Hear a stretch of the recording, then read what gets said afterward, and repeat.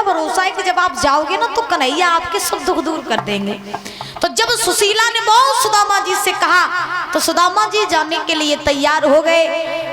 सुशीला से सुदामा बोले भद्रे में चला तो जाऊं, लेकिन मेरे पास में कुछ ले जाने के लिए नहीं है। कहा जाता है मित्र के यहाँ जाओ या गुरु के यहाँ जाओ तो खाली हाथ नहीं जाना चाहिए। उसी समय सुशीला भाग करके पड़ोसन के घर में गई और जाए के महाराज टूटे फूटे चावल एक पोटरी में भर ले आई। मैया ने साफ करके चावल की पोटरी बनाए के सुदामा जी को दे दी और दे करके आज सुदामा जी से कहा चले जाओ स्वामी द्वारका में और हमारे कृष्ण से मिल करके आओ। सुदामा जी आज वो चावलों की पोटरी लेकर के आज कृष्ण कृष्ण कृष्ण कृष्ण करते हुए चले महाराज द्वारका के लिए। कैसे जा रहे हैं तालीम जा करके बोलेंगे। सुदामा जी अगर हमारी आवाज सुन रहे हैं तो कृपया कर अति शीघ्र आ जाए। दूरी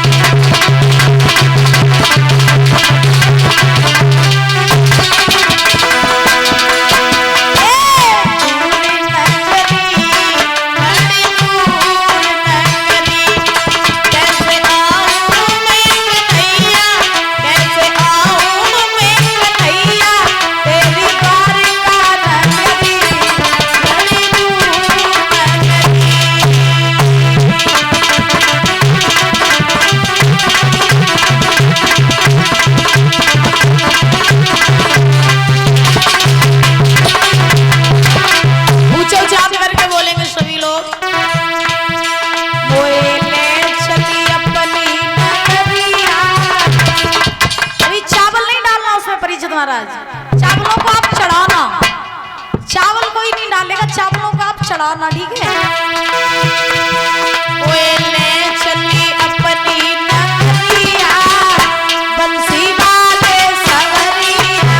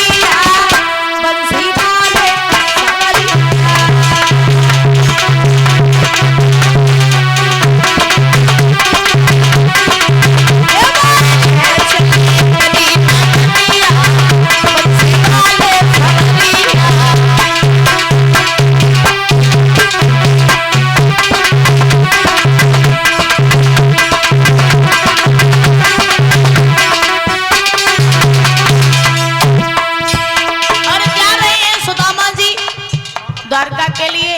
बोलो मैया ऊंचे ऊंचे हाथ करके। आप लोगों को नहीं चलना है क्या? नहीं चलना है आप लोगों को? भगवान के द्वार को जाना चाहते हो तो फिर ऐसे थोड़ी ना जाओ जा। बोल ले और 20 मिनट की बात।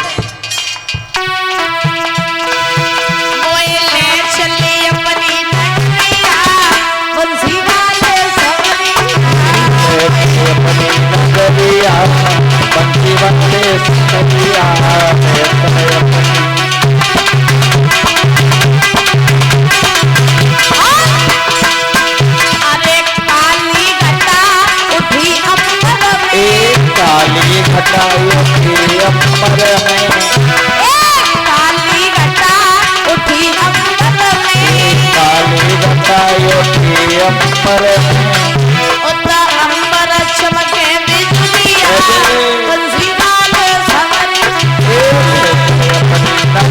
सवरिया अम्बे वाली सवरिया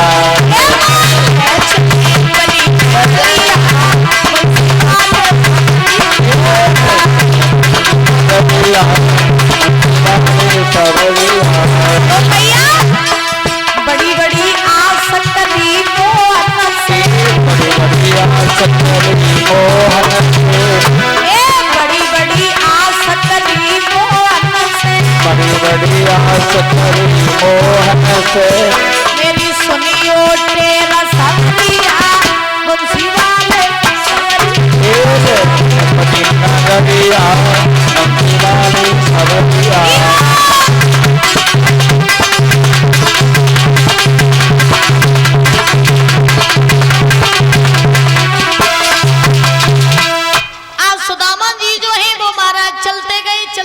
चलते चलते द्वारका में पहुंचे और द्वारका में जैसे ही पहुंचे तो द्वारपालों ने सुदामा जी की दशा को देखा, रोक दिया। कौन है तुम?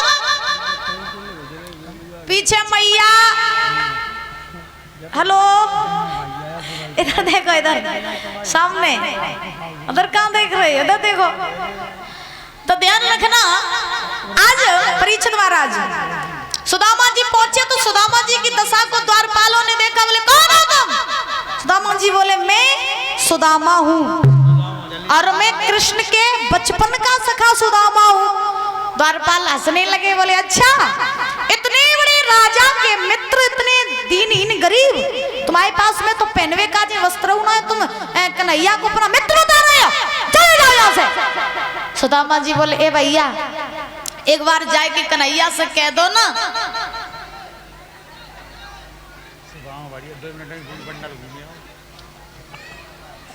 महाराज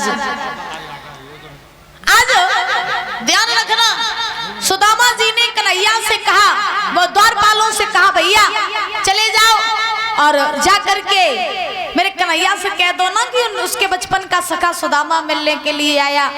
तो सुदामा जी ने वो प्रार्थना की, द्वारपालों ने मान ली। आज द्वारपाल कन्हैया के पास में गए और जाकर के जवाब दिया, हे प्रभु, द्वार पर एक बड़ा ही दीनहीन ब्राह्मण आया है जो अपना नाम सुदामा बता रहा है और आपको अपने बचपन का मित्र बता रहा है। तो जो भगवान ने सुदामा का नाम सुना, भाग खड़े हुए प्रभु, भागने लगे महाराज, पीतांबर छोड़ दिया, चरण पादुका छोड़ दी और भाग करके सुदामा जी को अपने गले से लगा लिया। बोलिए द्वारकाधीश भगवान श्री कृष्ण की। जैसे ही दौड़ करके सुदामा जी को अपने गले से लगाया तो सुदामा जी की दशा को देखा, भगवान आज बड़े ही उदास हुए, रोने लगे। प्रभु सुदामा जी को भीतर ले आए, जिस आसन पर भगवान बैठा करते थे आज उस आसन पर सुदामा जी को बैठाला।